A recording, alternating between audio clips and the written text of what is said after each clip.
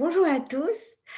Nous sommes heureux de vous annoncer que l'Institut catholique de Paris, la faculté des lettres, ouvre un nouveau master sur la provenance des œuvres. Donc, c'est un master histoire de l'art dans lequel les étudiants vont apprendre à suivre toute l'historique d'une œuvre depuis sa création au travers les différentes collections et jusqu'à la collection dans laquelle elle se trouve actuellement. Donc, pour suivre ces enquêtes, bien sûr, les étudiants doivent avoir des notions d'histoire de l'art pour connaître le contexte dans lequel les œuvres ont été créées, mais pas seulement, ils doivent aussi être très bien renseignés sur l'histoire et les sources historiques qui permettent, pour chaque contexte, de comprendre comment l'œuvre a été vendue ou bien malheureusement spoliée, parce que ce master doit répondre à une question principale.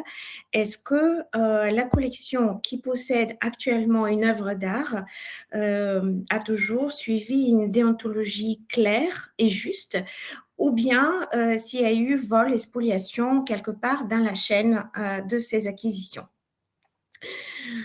Cet enseignement répond à une recherche sociétale et institutionnelle actuellement, puisque en France, mais aussi à l'international, les musées et les ministères, le ministère de la Culture en France, se sont rendus compte que certaines collections avaient justement des provenances douteuses, que ce soit des spoliations lors de la Deuxième Guerre mondiale ou bien des œuvres qui sont issues de trafics illicites suite à des fouilles illégales ou des musées détruits dans le Proche-Orient et que les œuvres soient volées ensuite et éclatées sur le marché international, ou même pire, que ces œuvres pourraient financer des chaînes terroristes. Donc, c'est vraiment une question légale, une question de droit international avec toute sa complexité. Parce que rien de plus compliqué que le droit international, car chaque pays a ses réglementations,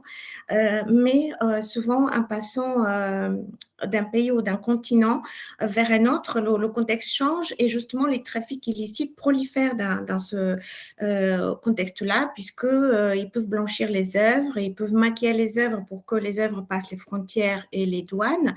Vincent Michel nous a montré un exemple justement de statuettes égyptiennes maquillées avec du rouge, du vert et du doré pour faire une ressemblance à un objet touristique de petite valeur pour passer les frontières. Et puis, une fois trouvée aux États-Unis, ensuite, l'œuvre est démaquillée pour être vendue au Metropolitan Museum, par exemple.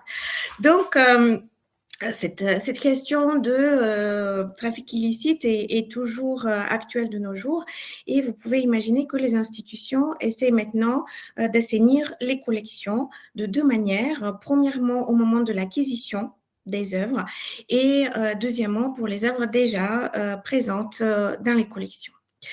Donc pour cela, le ministère de la Culture en France a une mission sécurité des acquisitions récente dans laquelle il est stipulé clairement, il y a des nouvelles directives selon lesquelles, à partir du mois d'octobre 2025, les œuvres qui se trouvent sur le marché de l'art et qui sont vendues à la fois dans les galeries et dans les salles de vente doivent être accompagnées obligatoirement par une fiche provenance. Donc ça, c'est une très grande nouveauté.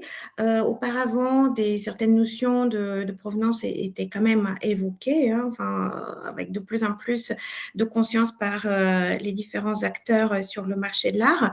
Mais actuellement, il s'agit d'une obligation. Donc cela ça change tout, puisqu'on a une obligation de résultat que vraiment la provenance soit claire, qu'il n'y a pas d'année sombre, occultée ou passée sous silence à l'intérieur de la chaîne de transmission d'une œuvre. Donc, ces fiches de provenance doivent être établies, par exemple, dans une maison de salle de vente. Et pour cela, nous croyons que nos jeunes spécialistes, issus justement du master provenance des œuvres, seront très bien placés pour établir ces fiches et aider les professionnels à trouver toutes les informations. Donc, pour cela, il existe bien sûr des sources spécialisées, des bases de données par exemple, sur la Deuxième Guerre mondiale, il existe déjà une base de données des œuvres spoliées, sur le trafic international également.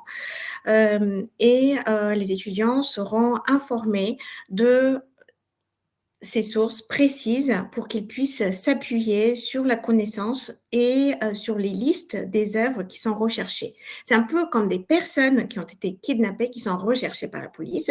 Ben là, c'est des œuvres qui sont recherchées de façon internationale et donc les chercheurs et les futurs acquéreurs des œuvres, que ce soit des collections publiques ou même les collections privées, maintenant devraient s'assurer que l'œuvre ne provient pas de sources douteuses. Donc, pour le débouché, nous sommes convaincus que à la fois les musées et le marché de l'art seront très intéressés par nos étudiants sortis du master provenance des œuvres. Ce master provenance se situe aussi dans un contexte de l'enseignement supérieur en France où des formations comparables existent déjà et qui ont un très bon succès avec beaucoup de sérieux et beaucoup de documentation et puis de transmission d'expérience aussi. Donc, il s'agit d'une première formation qui était faite à l'Université de Nanterre. C'est un diplôme universitaire, un DU, qui dure 1 an et qui est destiné surtout à des professionnels des musées, par exemple des conservateurs ou au marché de l'art, qui peuvent se former à la question de la provenance. Les cours sont par exemple en soirée et certains en distanciel. Donc, le DU comble déjà cet intérêt, mais justement avec succès. L'autre formation qui existe déjà et avec laquelle nous sommes heureux de pouvoir se comparer ou collaborer peut-être dans le futur, c'est l'option sur les biens sensibles à l'intérieur de la formation de master de l'école du Louvre. Je rappelle que l'école du Louvre est gérée par le ministère de la Culture, à la différence de l'Université publique de Nanterre ou de l'ICP qui sont vérifiés par l'enseignement supérieur. Donc, aux côtés de ces deux formations, nous proposons un master qui dure 2 ans et qui a donc une maquette plus complète puisque sur les 2 ans, nous arrivons à donner plusieurs enseignements. Donc, je vais maintenant parler du cœur de cette formation, de ce que nous proposons, de ce que nous pensons adéquat et nous avons vérifié notre contenu avec plusieurs professeurs spécialistes de la question, dont Vincent Michel, et puis aussi avec des collègues conservateurs du musée de Rouen, qui étaient à l'initiative de ce master, même de l'idée de ce master, parce que je rappelle que la réunion des musées métropolitains de Rouen, avec le directeur Robert Blaiseau et plusieurs conservateurs, Diedrich Bacchus, Florence Calam-Levert, Jeanne-Marie David, avaient déjà lancé des recherches de provenance à l'intérieur de leur collection et avaient fait un audit avec l'aide de 3 chercheuses spécialisées dans la question, Denise Vermeret, Hélène Ivanov et Marie Duflot, qui étaient 3 chercheuses de provenance chargées justement d'une mission de vérification d'un corpus d'œuvres au musée des Beaux-Arts de Rouen. Il en ressort qu'il y a des œuvres qui sont tout à fait sûres, qui n'ont aucun souci de provenance. Ensuite, un corpus qui doit être vérifié, qui est des œuvres acquises juste après la Deuxième Guerre mondiale. À l'intérieur de ce corpus, il y a encore des recherches à faire. Et donc, nous croyons que nos étudiants pourront être utiles et le Musée des Beaux-Arts nous propose un partenariat là-dessus, sur les sujets ou sur les stages que les étudiants pourraient faire sur ces sujets très intéressants et déjà ciblés. Donc, on va sur un terrain connu. Et puis, il y a eu 2 œuvres que les chercheuses, Denise Vermeret, Hélène Ivanov et Marie Duflot avaient identifiées en tant que très certainement spoliée pendant la Deuxième Guerre mondiale et sur laquelle il y a déjà des actions auprès du ministère de la Culture pour qu'une action de restitution soit donnée. Donc, on va jusqu'à la chaîne de la restitution pour être renseigné sur tout cela. Donc, je vous dis le contexte dans lequel nous avons élaboré notre maquette et les enseignements avec le conseil de ces professionnels qui ont déjà répondu à cette demande de recherche de provenance à l'intérieur de la réunion des musées métropolitains. Et maintenant, donc, sur la maquette, ce que je peux dire pour souhaiter la bienvenue à nos futurs étudiants est que nous avons un petit nombre d'enseignements sur les œuvres, sur une expertise matérielle des œuvres, études, analyse scientifique de la peinture, sculpture et objets d'art, parce qu'on ne regarde pas un masque africain comme un tableau, et sur les deux, il faudrait qu'on sache à quel endroit regarder les indices de provenance, comme les étiquettes de plusieurs galeries ou bien des traces matérielles de culte qui pourraient porter un masque africain, par exemple. Donc, toute cette étude matérielle, les étudiants devraient pouvoir la faire, une expertise auprès des œuvres. Donc ça, c'est un premier pôle. Ensuite, il y a un deuxième pôle sur le marché de l'art, les musées, l'histoire des institutions culturelles, parce que nous avons vu que ce sont ces institutions, justement, premièrement, qui doivent répondre à la problématique de provenance, mais aussi qui peuvent accueillir par la suite nos étudiants pour des interventions ponctuelles ou pour des partenariats plus longs par la suite. Après, nous avons une partie historique, comme je vous ai déjà annoncé, sur les différents contextes, c'est-à-dire les contextes coloniaux, les contextes Deuxième Guerre mondiale dont on a parlé, les contextes du 19e siècle avec la disparition de certaines œuvres et dispersion de certaines collections au 19e siècle. Et puis pour finir, justement, la question du trafic contemporain, par exemple dans le Proche-Orient. Donc, pour chaque contexte, nous ferons une étude historique par des spécialistes, mais aussi une revue des sources, comme j'ai déjà annoncé, les bases de données, les sources d'archives, ou bien même, il commence à y avoir des IA spécialisées dans lesquelles on peut mettre les informations et ensuite les utiliser comme des outils de recherche ou des aides à la recherche. Donc, on a même des cours de IA, donc c'est peut-être le plus contemporain de ces moyens de recherche actuellement. Puis, on a un pôle droit qui est très important, c'est à peu près un tiers de toute la formation qui est un droit, droit des biens culturels, de la circulation des biens, des restitutions de biens, de circulation internationale, mais aussi droit des institutions. Et puis, pour finir, les questions du répressif, hein, la justice, la police, les douanes, tous les intervenants qui ont en effet de près ou de loin un rôle à la fois dans la surveillance de ce marché, de ces échanges internationaux ou en France.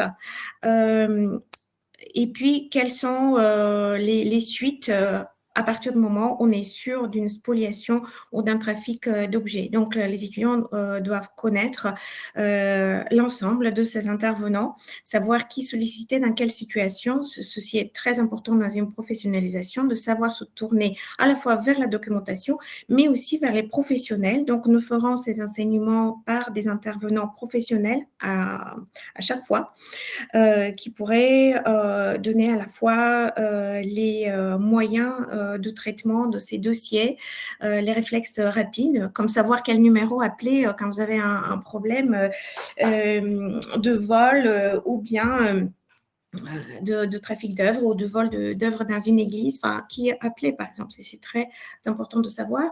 Ou bien, quel est l'espoir pour que cette œuvre soit véritablement expertisée et restituée. C'est très important pour les étudiants de savoir quelle est la finalité de ce qu'ils font, parce que faire la recherche de façon abstraite et spécialisée, universitaire, on peut le faire et on le fera avec approfondissement et avec professionnalisme, mais aussi savoir que ces dossiers peuvent aboutir grâce à un contact avec le ministère de la Culture ou avec les organes répressifs, c'est très important aussi. Et puis, nos étudiants auront bien sûr des langues vivantes, de l'anglais, une deuxième langue vivante au choix. L'anglais, bien sûr, pour une étude qui est aussi internationale, c'est très important. Ils feront un stage long lors du quatrième semestre. Lors du quatrième semestre, il n'y a plus d'enseignement, il n'y a pas de cours proprement dit, mais un temps pour le stage avec un rapport, un stage important, minimum 2 semaines, mais la plupart de nos étudiants à l'intérieur des autres masters de l'ICP font déjà de ces stages obligatoires lors du quatrième semestre et la plupart font des stages de 2 mois. Donc, ça permet vraiment d'être utile, de commencer à se renseigner sur le fonctionnement d'une structure, mais à avoir aussi des résultats et se rendre utile dans les institutions où les galeries, les acteurs du marché de l'art, où les étudiants pourraient apprendre à travailler dans le domaine. Puis un mémoire de recherche de 100 pages, donc ça veut dire un mémoire assez conséquent qui est préparé pendant les 2 ans. Donc sur cela, nous suivons le modèle des autres masters Histoire de l'art à l'ICP, donc le master Recherche Histoire de l'art et le master Gestion et valorisation de patrimoine chrétien. Font déjà ces mémoires. Le mémoire est suivi par un seul directeur de recherche avec un deuxième lecteur. Le deuxième lecteur pourrait être un professionnel des musées ou un autre intervenant, enseignant-chercheur ou simplement enseignant à l'ICP pour donner un regard objectif à ce travail et pour vraiment savoir quels sont les apports à la fois de recherche et du professionnalisme dans ce mémoire. Et puis, après cette diplomation, il y a toutes les directions que les étudiants auraient pu prendre et les contacts qu'ils auraient pu prendre pendant l'enseignement et qui pourraient solliciter pour continuer leur voie professionnelle. Pendant tout ce temps-là, pendant les 2 ans que les étudiants passeront à l'ICP dans le master Histoire de l'art provenance des œuvres, les étudiants participent pleinement à la vie scientifique et Dieu sait qu'elle est riche dans nos unités de recherche. Donc, nous organisons plusieurs journées d'études, aussi des cycles d'art. Donc, il y a les jeudis de l'art, il y a le carnet Investigatio, qui est un carnet que vous pouvez regarder en ligne, dans lequel nos étudiants font un premier travail de rédaction de la première année de master. Et ce travail est publié en ligne, enfin vérifié par nos soins, ensuite publié en ligne. Les étudiants participent aussi à des forums d'entreprise organisés par l'ICP. Et un événement, ils doivent organiser eux-mêmes un événement scientifique ou bien une exposition durant les 2 ans. Donc là, ils se mobilisent ensemble, ils prennent conseil auprès de nous, leurs enseignants, et ils organisent cet événement. Ceci est noté également dans leurs résultats de travaux lors de cette année à l'ICP, la première année, mais aussi la deuxième. Et je tiens aussi, pour finir, à remercier nos partenaires, enfin les musées de la Réunion, des musées métropolitains de Rouen, mais aussi l'Université de Champagne-Ardenne, puisque la diplomation de ce master qui donne un diplôme national de master et fait aussi un partenariat sous convention avec l'Université de Reims, Champagne-Ardenne. Et je rappelle que l'ICP est une institution qui a maintenant 150 ans, mais qui, depuis 4 ou 5 ans, a ouvert déjà le campus de Reims et depuis 3 ans, le campus de Rouen. Donc, bienvenue dans nos murs. Ce master se passe au campus de Rouen. À bientôt.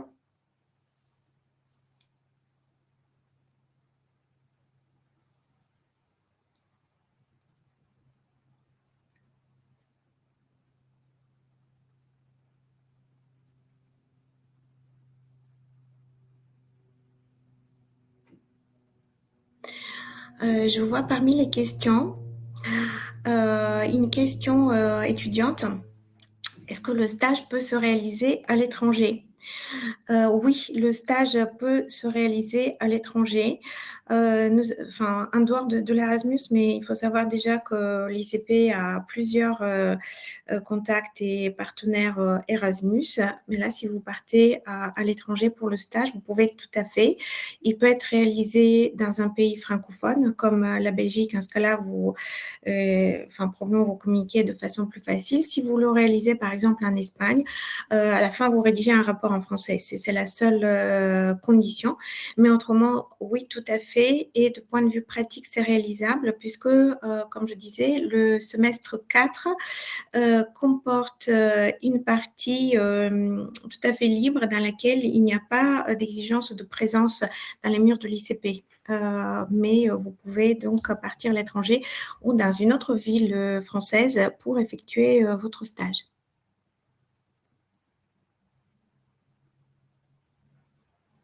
Oui, très bonne question pour le mot master. Oui, nous sommes ravis de vous annoncer aussi que notre master est répertorié sur Mon Master. Nous avons déjà reçu de nombreuses candidatures sur Mon Master, donc ça fonctionne, je peux vous le certifier. Vous pouvez trouver l'intitulé et postuler de façon dématérialisée sur Mon Master. Oui, la réponse est oui. Et puis après, la date de la fermeture des candidatures qui approche, c'est le 16 mars. Nous examinons vos candidatures. Donc, je vais personnellement examiner toutes les candidatures, lire vos lettres de motivation, lire vos expériences, votre projet, même si l'état d'ébauche, on est là pour vous aider aussi à l'approfondir par la suite. Et tous les candidats seront reçus pour un entretien pour entendre justement leur projet, leur attente et préciser avec eux quelle perspective ils souhaitent prendre. Donc, je confirme que oui, c'est via mon master, c'est par dossier examiné par nos soins et un entretien qui vous sera proposé. Vous pouvez être sûr que vous aurez un entretien parce que nous pratiquons cette procédure déjà dans les autres masters de l'ICP. Nous avons l'expérience, le master Histoire de l'art, le master Gestion et valorisation de patrimoine chrétien, le master monde biblique procède déjà à ces entretiens oraux. Nous les trouvons très fructueux et ça permet véritablement de prendre connaissance et d'approfondir le projet avec le candidat.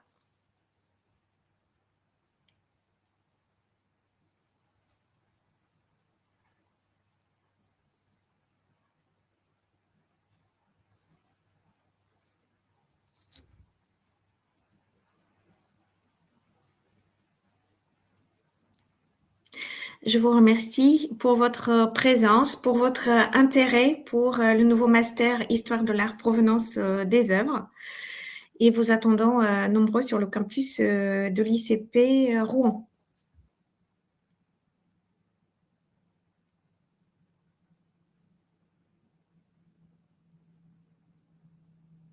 À bientôt. Au revoir.